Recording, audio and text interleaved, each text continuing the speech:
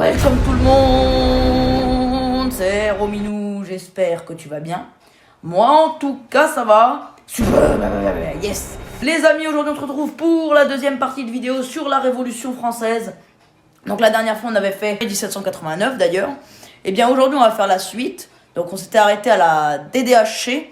Et bien aujourd'hui on va reprendre là où on s'est arrêté. On va reprendre de octobre 1789 jusqu'en janvier 1793. Donc cette vidéo est bien évidemment la suite de la première vidéo et une vidéo de la série de la Révolution. On y va, c'est parti pour le prologue. Let's go! Bonjour à toutes et à tous.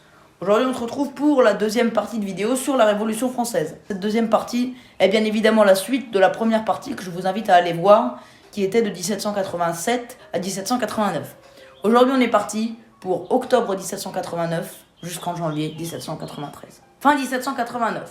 L'Assemblée nationale constituante tente de mettre en place une monarchie constitutionnelle dans laquelle le pouvoir serait partagé entre le roi et l'Assemblée élue. Mais le roi est contre cette idée.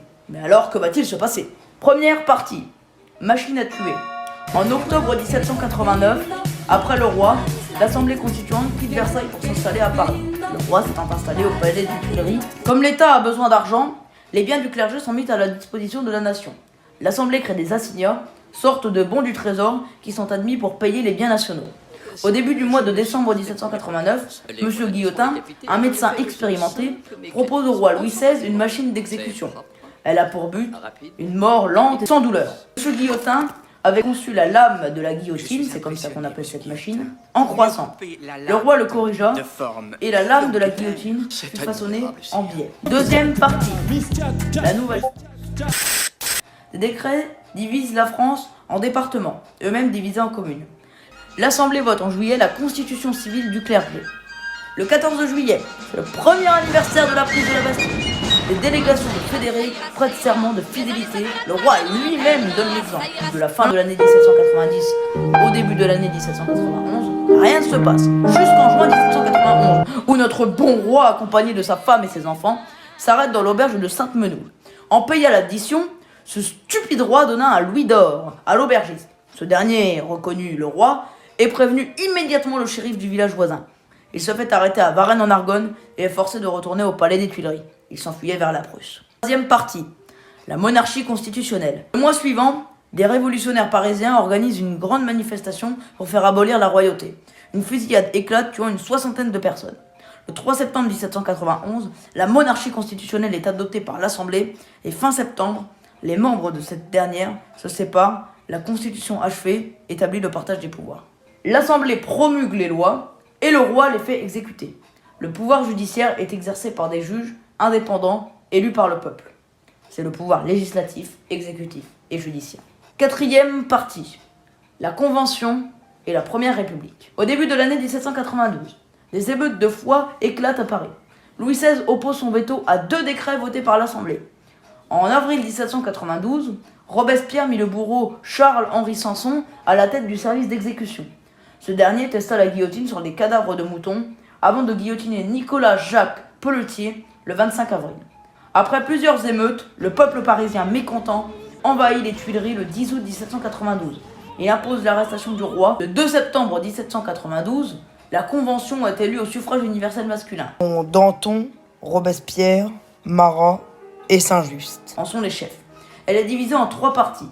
Les montagnards, dont Danton et Robespierre, 200 députés. Le Marais, 389 députés. Et les Girondins, dirigés par Brissot, 166 députés. Le 21 septembre 1792, la Première République est votée. Première partie, la fin du roi. Ainsi, la République est née et le roi est fait prisonnier. Après plus d'1 mois de procès, la Convention vote la mort du roi. Il est arraché à sa famille le 20 janvier 1793 et fut guillotiné le 21 janvier de la même année sur la place de la Révolution, maintenant place de la Concorde. Lexique. En vertu de la souveraineté qui lui a été conférée par le peuple français, c'est les crimes de Louis Capet, tentative de corruption des députés, à commencer par Mirabeau, tentative d'évasion, massacre du Champ de Mars. Je ne savais rien de cette malheureuse affaire du Champ de Mars. êtes libre de vos opinions. Alors là, l'exagère. Vous avez opposé votre veto au décret contre les prêtres réfractaires. Comme la Constitution m'en donnait le droit. Pourquoi avoir fait doubler la garde suisse aux Tuileries au début du mois d'août? Parce que le palais était menacé, j'étais une autorité constituée, il était de mon devoir de prendre des mesures défensives. C'est sans espoir, mais il a du courage. C'est peut-être la dernière fois que je m'adresse à vous. J'ai la conscience tranquille. Mais ce qui blesse mon cœur, par-dessus tout, était accusé d'avoir fait répandre le sang du peuple. La mort dans les 24 heures. La mort. Mort. La mort. Mort. La mort. La mort.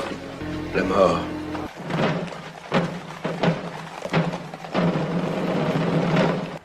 Laisse-les fermer. Laisse toute la maison fermée. Il se passe aujourd'hui quelque chose qui n'est pas convenable que tu vois.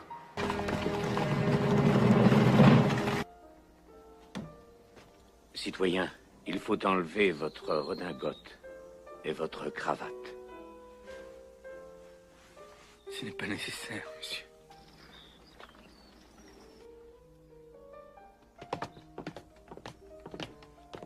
Je meurs, innocent de tous les crimes dont on m'accuse. Je pardonne à ceux qui sont coupables de ma mort. Je prie Dieu pour que le sang que vous allez répandre ne retombe jamais sur la France.